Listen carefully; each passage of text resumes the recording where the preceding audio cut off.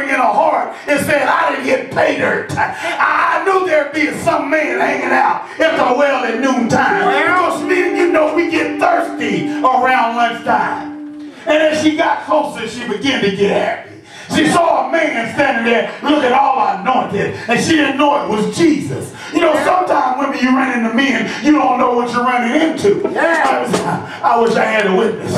Sometimes we like them because they have a nice car, but it's not important what the man is driving. What is important is what's driving the man. So here she walks up and she said, boy, I didn't hit the lottery today. I see this man with this long hair and he's looking awful good and he's looking awful slim, he's looking awful fit. Now she want to play hard to get. I wish I had somebody. Women, you know how it is. You play hard to get sometime. Well, she went up there and Jesus said, can you get me drink? And she was already happy when she saw him a long ways off because she said, I done found me another man today. Oh yeah, you know how it is. The man I got, he ain't working out. I thought he would have married me by now, but he ain't working out. I want to trade him in. As a matter of fact, he wasn't even going to work. It's time to get rid of him. Watch yourself, Doc. So she walked up and she saw Jesus. And Jesus said, give me the drink. And she said, well, what? Well, why are you asking me for a drink? Well, you shouldn't be talking to me. And I know she probably was batting her eyes right about then. And Jesus said, if you only knew who you was talking to, you would have asked me for a drink. Well, so the woman probably pondered in her heart and said, well, he's a sophisticated man. I got me a smart one today. So she started talking about where to worship at. Well, this is Jacob's well, and we're supposed to worship over here, and the Jews worship over there. And Jesus said, well, matter of fact, you're right about all of that, but it's not matter where really you worship, it's to get your worship right and make sure you worship it the true and living God. Talking, boy, watch yourself. Yes, sir. And she was all puzzled. Now, that's true there. Yes, sir. And she said, well, Lord, look here. Enough truth there. I done met a man sitting at the well. I had 5 husbands. He said, well, go get your husband. She said, well, I don't have a husband. He said, I know you're right about it. Yeah. She said, I know you done had 5 husbands, and the one you have is not even yours. See, back in those days, women couldn't divorce men. That's right. Men had to divorce the women. Yeah. There was no prenuptial agreements. I wish I had somebody. Boy, help yourself. I'm preaching the sermon.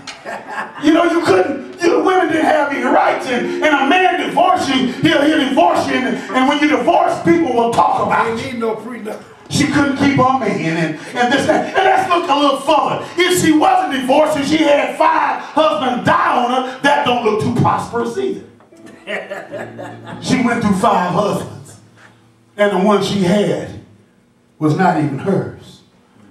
You know, as I looked at the text, I began to wonder, like, Jesus, you went through Samaria on purpose, and you knew you was going to run into this woman, and you already fronted her and asked her for a drink, and then she started playing hard to get, and she was still batting her eyes at you because she thought she had a good catch today, and here she is. You told her to go and get a husband. Then she said, well, she don't have a husband, and you let her know that you knew all things about her. Then when she came to herself and said, well, I perceive you to be a prophet. The Bible says, be careful when you entertain strangers. Be careful when you cross people's path because you never know who they are. Hebrews 13. And here Jesus said, well, I know all about you. I am he that you've been looking for. Well, the woman was so excited that she left her water pot. Well, that's a critical piece of information. Then she came to the well to get water. Yes, sir. Yes, sir. Why would she leave her water pot? Come on now, help somebody. And she came to the well because she was thirsty. Well, why did she never take a drink? Well, I bring to your attention that she came for none of those reasons. She came there looking for man number 7.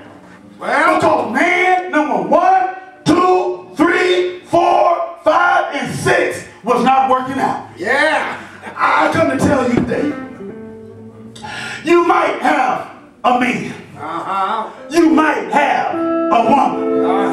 And You don't keep trading them in. You have to go to the manual. To the man. I wish I had some. Take it to the man. I want to preach this man. Preach up. Preach up. Come on with it. Every now and then something, the world have a saying, if it's not broke, don't fix it. Come on now. A lot of things, it's like watching a television. Well. Sometimes the picture might get fuzzy. Well. But before you trade in a television, I know you're smart enough to go to the instructions and say, well, let me turn the contrast. Yeah. Let me turn some of these buttons. Well. Let me try to fine tune this picture so I can get a better picture. Because you can't just trade things in because it don't appear to be working. Well. Oh, okay. There you go, honey. Right there. Yes, My wife said too expensive. Too expensive. Here, the woman said she left a water pot and she was going back Well. to the village to tell them to come and see a man. It's something when you meet Jesus, I was saying before. You have to leave something behind. Blind people, when they met Jesus, they left their blindness. Lame people, when they met Jesus, they left behind their lameness. Well. Blind Bartimaeus, when he left Jesus, he left his cloak. The man at the pool of Bethesda, when he met Jesus, he left his mat. Oh, I want to tell you that when deaf people met Jesus, they left hearing. When sick people met Jesus, they left well. I'm so sick and tired of people talking about, oh, I'm sick. Well, sickness is not of God. If you're sick, if you turn to James 5:13, and it says, if any among you afflicted, let him pray. Is any among you sick? Let him call for the elders of the church. Let him anoint them with oil, and a prayer of faith shall heal the sick. Here Jesus said, I know all about you. I know what you've been, what you've done, what you didn't do. But aren't you glad that God is a God of a second chance? He didn't judge her because she had 5 husbands. He didn't judge her because she was selling on number 6. But what she said was, I'll give you water that you'll never thirst. I'm going to be your man. If you ever make me your man, you'll stop coming to this well looking for a man.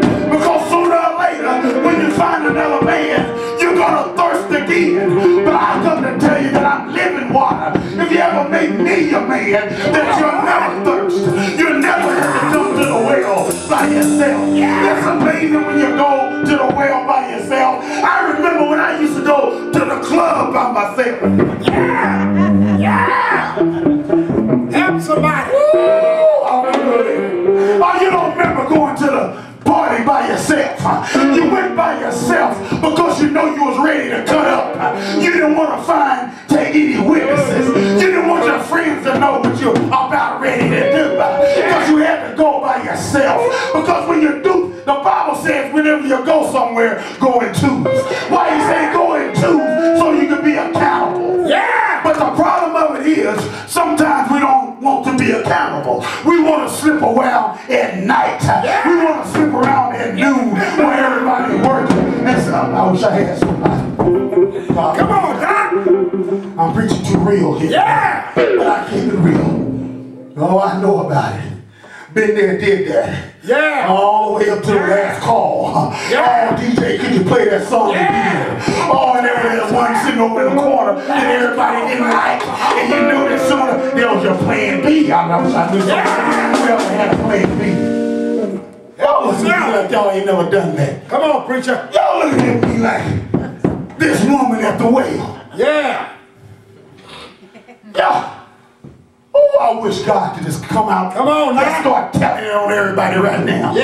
Tap him on the shoulder, Jesus. We all got a closet. Oh, there's some skeletons in it. Oh, we done some things we won't tell nobody. But God.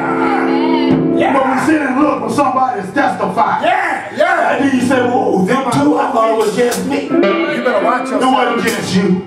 The Bible says there's no temptation but that is coming to man. That's the problem with the church today. We all look at everybody like they got it together, but everybody needs Jesus. The Bible says we all have sinned and come short. That's from the pew to the pulpit. We all have been through something. But the thing of it is we didn't stay there. The Bible